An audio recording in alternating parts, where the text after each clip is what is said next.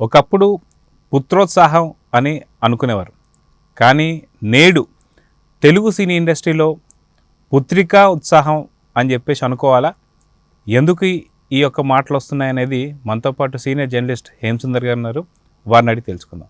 Sir నమస్తే. నమస్తే అండి. సార్, ఒకానొక టైంలో హీరోలకి వాళ్ళ కొడుకులు కావచ్చు, లేదా డైరెక్టర్కి వాళ్ళ కొడుకులు కావచ్చు, ప్రొడ్యూసర్లకి అలా కొడుకుల్ని రంగంలో తీసుకురావడం కావచ్చు, ఇవన్నీ కూడా చూసాం. దానే పుత్రోత్సాహం అంటారు. కానీ ఇప్పుడున్నటువంటి పరిస్థితుల్లో చాలా వరకు పుత్రికోత్సాహం అని చెప్పేసి అనుకోవాలా? ఎందుకని ఈ మాట వస్తుంది అంటే ఏం చెప్తారు? అంటే సినిమా రంగంలో ఉన్న వాళ్ళకి అది తప్పితే ఇంకోటి తెలియదు. సినిమా బిజినెస్ ఇవి తప్పితే వేరే వాళ్ళకి ఏం తెలియదు. వేరే దాంట్లో ఇన్వెస్ట్ చేయడానికి కూడా ఆస్కారం లేదు. దీని నాలెడ్జ్ ఎక్కువ ఉంటుంది వాళ్ళకి. అందుకని ఏదైనా వ్యాపారం చేద్దాం అనుకున్నప్పుడు సినిమాకి సంబంధించింది మనం చేద్దాం, సినిమా రిలేటెడ్ ఏదైనా చేద్దాం అనే ఆలోచన వస్తుంది. అది స్టార్టింగ్లో, కెరీర్ స్టార్టింగ్లో అప్పట్లో ఉండేది కాదు. ఇప్పుడు ఎన్టీ రామారావు గారు, అక్కినేని నాగేశ్వర గారు ఉన్నప్పుడు కూడా వారసులుగా వాళ్ళు వచ్చినారు. కానీ స్టార్టింగ్లో వాళ్ళ ఆడపిల్లలు వాళ్ళు ఎవరు సినిమాల్లోకి వచ్చిన వాళ్ళు లేరు. మొట్టమొదటిసారిగా కృష్ణ గారి అమ్మాయిని, మంజులని హీరోయిన్ చేద్దామని కృష్ణ గారికి ఆలోచన వచ్చిన. బాలకృష్ణ పక్కన ఏదో అన్నారు, టాక్ వచ్చింది అప్పట్లో. కృష్ణ గారు అమ్మాయి మంజుల హీరోయిన్ అంట అని చెప్పంటేనే ఫ్యాన్స్ నుంచి అభ్యంతరాలు వచ్చినాయి. ఆందోళనలో కృష్ణ గారి అమ్మాయి ఏంటి సినిమాలో రావడం ఏంటి అని చెప్పి చాలా పెద్ద ఎత్తున ఆందోళన ఫ్యాన్స్లో అసోసియేషన్ నుంచి అబ్జెక్షన్స్ వచ్చినాయి. దాంతో ఆ అమ్మాయి ఆ సినిమా ప్రాజెక్ట్ ఆగిపోయింది. తమిళ్లో అయితే సినిమా చేసినట్టుంది ఆవిడ.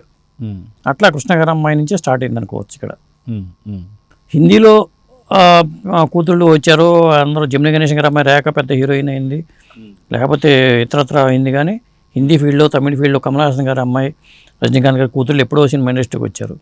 కానీ తెలుగు ఇండస్ట్రీలో కూడా ఇప్పుడు ఆ వరవడి అనేది కనిపిస్తుంది.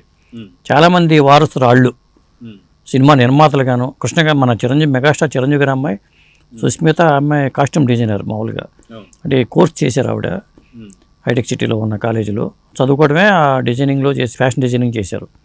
కాబట్టి సైరా సినిమాకి వాటికి ఫ్యాషన్ డిజైనర్గా, కాస్ట్యూమ్ డిజైనర్గా ఆమె ఎంట్రీ ఇచ్చారు.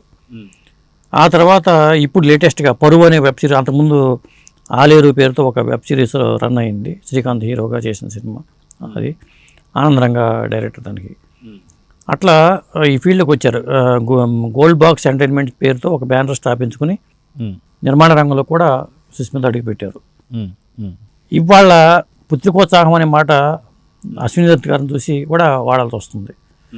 పుత్రోత్సాహము, పుత్రుడు జన్మించగా జన్మెచ్చగా అని మనం చెప్తూ ఉంటాం కదా. అది పుత్రికోత్సాహం అనే మాట వాడి దత్ గారి విషయంలో చెప్పుకోవాల్సి వస్తుంది. ఎందుకంటే వాళ్ళ పిల్లలు ముగ్గురు కూతుళ్ళు అనుకుంటే, ఇద్దరు కూతుళ్ళు మాత్రం స్వప్న దత్, ప్రియాంక దత్.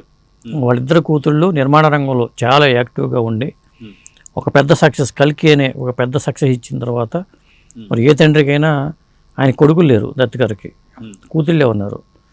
ఖచ్చితంగా ఆనందం ఆయనకి. ఇంత పెద్ద హిట్ నా కూతుళ్ళు ఇచ్చారు. గతంలో ఎవడే సుబ్రహ్మణ్యం లేదా సీతారాము, జాతిరత్నాలు ఇలా సినిమాలు చేసుకుంటూ వెళ్ళారు. స్వప్న సినిమా బ్యానర్ మీద కూడా కొన్ని సినిమాలు చేశారు వాళ్ళు. ఇవాళ పెద్ద హిట్ ఇచ్చారు, ఒక పాన్ ఇండియా హిట్. ప్రపంచం విస్తుపోయేలాగా, ఇండియన్ సినిమా విస్తుపోయేలాగా హిట్ ఇచ్చారంటే ఖచ్చితంగా ఆనందం ఉంటుంది దత్ గారికి. అయితే సాధారణంగా చూసుకుంటే తెలుగు సినిమా ఇండస్ట్రీలో చాలా పెను మార్పు వచ్చిందని చెప్పేసి అనుకోవాలా? ఎందుకంటే గతంలో ఒక 15-20 సంవత్సరాల క్రితం చూసుకుంటే అమ్మాయిలు వాళ్ళ సొంత కూతురున్నా సరే ఈ యొక్క సినీ రంగానికి వచ్చేవారు కాదు. అంటే అది ఏ రూపంలో అయినా సరే, హీరోయిన్లా కావచ్చు, లేదా యాక్టర్లా కావచ్చు, లేదా ప్రొడ్యూసర్లా కావచ్చు, డైరెక్టర్లా కావచ్చు. మనం ఓన్లీ విజయ నిర్మల గారిని మాత్రం చూసాం. కానీ ఎవరైతే స్టార్స్ వాళ్ళ పిల్లలు రావడం మాత్రం మనం చూడలేదు. కానీ ఎప్పుడైతే 2020 స్టార్ట్ అవుతుందో, లేదా 2000 ఏమంటారనమాట 2005, 2010 దాటిన తర్వాత మాత్రం కొద్ది మార్పులు మనకు కనిపిస్తున్నాయి. ఎందుకంటే మెగాస్టార్ సంబంధించినటువంటి ఒక ఫ్యామిలీలో కావచ్చు, మెగా ఫ్యామిలీ నుంచి నిహారిక కావచ్చు, వీళ్ళందరూ కూడా యాక్టర్స్ కూడా కొంతమంది అయిన వాళ్ళు ఉన్నారు. సో ఇప్పుడు మార్పు రావడం వల్ల, అంతకుముందు ఏంటంటే ఫ్యాన్స్ ఏదైనా అనుకుంటారని కావచ్చు, లేదా ప్రజలు ఏదైనా అనుకుంటారని కావచ్చు, ఇవన్నీ ఉండే. కానీ ఇప్పుడు ఇవన్నీ లేవు కాబట్టే కొంతవరకు మనకి చేంజెస్ వచ్చాయని చెప్పి అనుకుంటే ఉంటారు. 100% అండి. ఎందుకంటే స్వేచ్ఛ వచ్చింది. ఇదివరకు ఏంటంటే అసలు ఆడపిల్లలు మనకి తెలుగు సినిమాలో హీరోయిన్గా దొరికేవాళ్ళు కాదు. ఒక తరం సావిత్రి గారు, జమున గారు, వాణిశ్రీ, అప్పుడు వాళ్ళే వెళ్ళారు. జయప్రద, జయసుధ వీళ్ళే వెళ్ళారు సినిమా రంగంలో మంచి హీరోయిన్లుగా. ఆ తర్వాత ఎందుకంటే చాలామంది ఎంకరేజ్ చేయలే పిల్లల్ని, తగ్గిపోయింది. హీరోయిన్ కావాలంటే వేరే రాష్ట్రాలకు వెళ్ళిపోయి, ఒక కర్ణాటకనో, తమిళనాడో, కేరళనో హిందీ ముంబై వెళ్ళిపోయి తీసుకొచ్చేవాళ్ళు. అవును. ఆ పరిస్థితి వచ్చింది.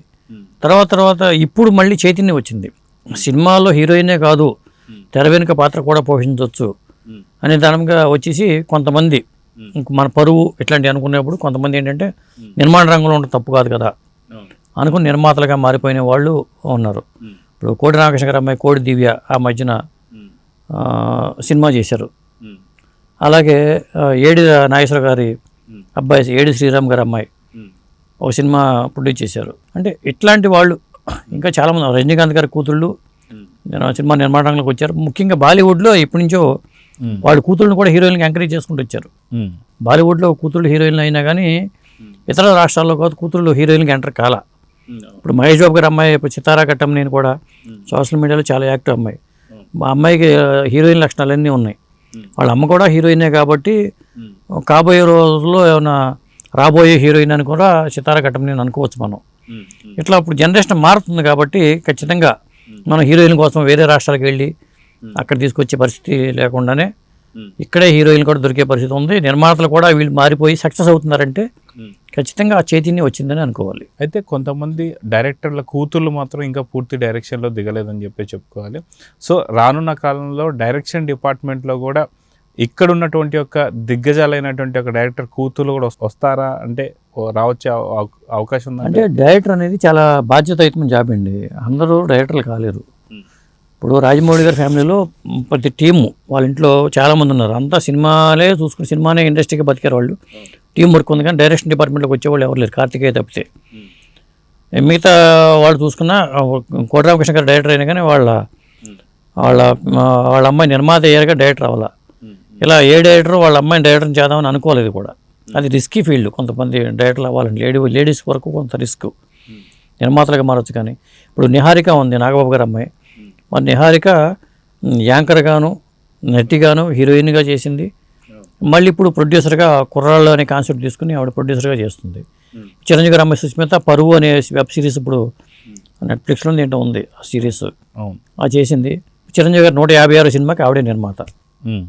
ఇప్పటిదాకా ఎన్టీఆర్ ఫ్యామిలీ నుంచి సినిమా రంగం వారసులు ఎవరో రాలేదు, కానీ ఇప్పుడు రాబోతున్నారు అనేది వినిపిస్తుంది. ఎందుకంటే బాలయ్య బాబు గారి చిన్నమ్మాయి తేజస్వి ఆవిడ అన్స్టాపుల్ షోకి తెర వెనుక కీలక పాత్ర పోషించారు. ఇప్పుడు వాళ్ళ అబ్బాయి ముందు వస్తారా లేకపోతే వాళ్ళ అమ్మాయి నిర్మాతగా ముందు వస్తుందని తెలియట్లేదు, కానీ వాళ్ళ అమ్మాయి కూడా సినిమా నిర్మాణ రంగంలోకి వచ్చే అవకాశం అయితే కనిపిస్తుంది. త్వరలోనే ఆ వార్త కూడా వింటామని చెప్తున్నారు అందరూ.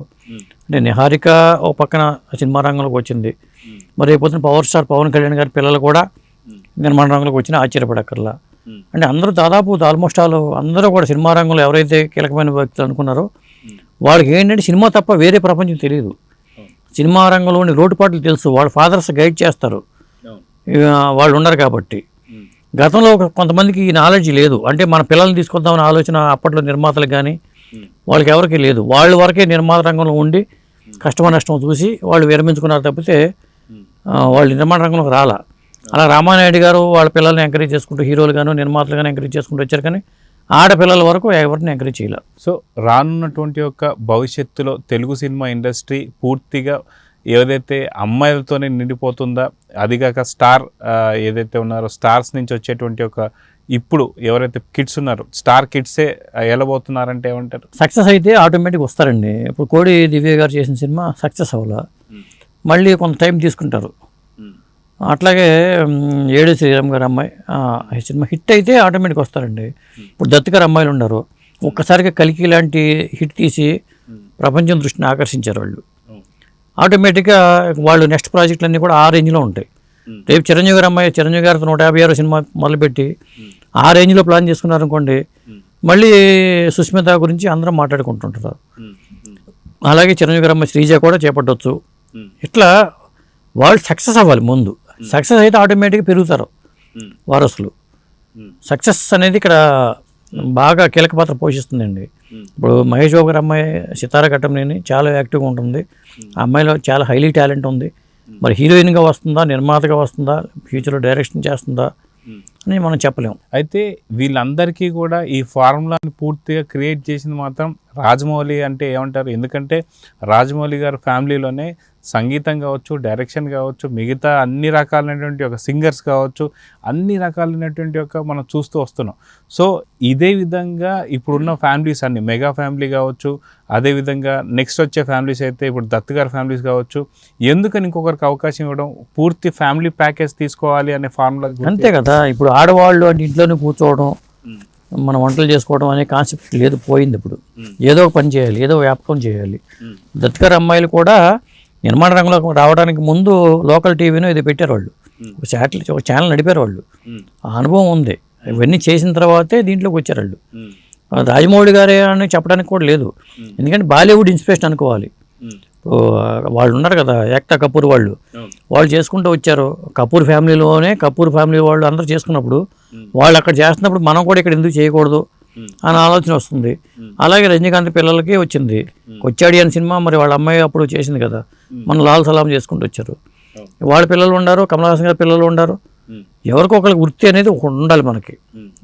కాబట్టి వ్యాపకం అనేది లేకపోతే ఎప్పుడైనా ఇబ్బందే. కాబట్టి ఆ వ్యాపకాన్ని డైరెక్షన్ చేద్దామా లేకపోతే నిర్మాణం చేద్దామా, ఇలాంటి వాటిలో సక్సెస్ అయితే ఆటోమేటిక్గా అది కంటిన్యూ అవుతూ ఉంటుందండి. కానీ కొత్త పరిణామం చెప్పాలి. పుత్రకోత్సాహం అనే మాట వాడే బదులు ఇప్పుడు పుత్రకోత్సాహం అనే మాటను కూడా మనం వాడుతున్నాము. సక్సెస్ వచ్చిన తర్వాత ఆటోమేటిక్గా దత్ గారు లాంటి వాళ్ళు మురిసిపోతున్నారు. రేపొద్దున చితారా వస్తే మహేష్ బాబు మురిసిపోవచ్చు. ఇట్లా ఉంటుంది. సో చూద్దాం సార్, ఖచ్చితంగా ఏదైతే టాలీవుడ్ ఇండస్ట్రీలో కూడా చాలా పెను మార్పులని అయితే అనుకోవచ్చు. పుత్రికోత్సాహంతో పాటు పుత్రికోత్సాహం కూడా మనకు టాలీవుడ్లో కనిపించడం అనేది ఒక మంచి పరిణామం చూడవచ్చు. చూద్దాం భవిష్యత్తు ఎలా ఉంటుందో. నమస్తే.